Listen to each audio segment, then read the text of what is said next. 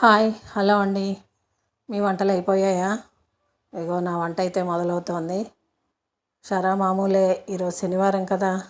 మళ్ళీ నేనైతే పప్పు రుబ్బుకోలేదు. ఇగో మా వారికైతే వంట సింపుల్గా చేసేస్తున్నాను అనుకుంటాను ఎప్పటికప్పుడు.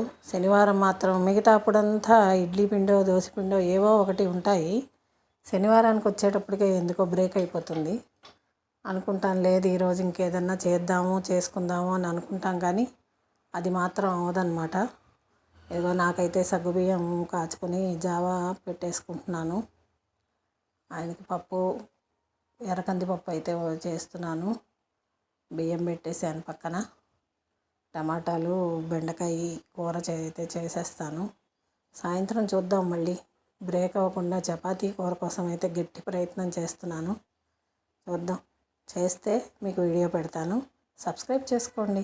ఉంటాను, బాయ్.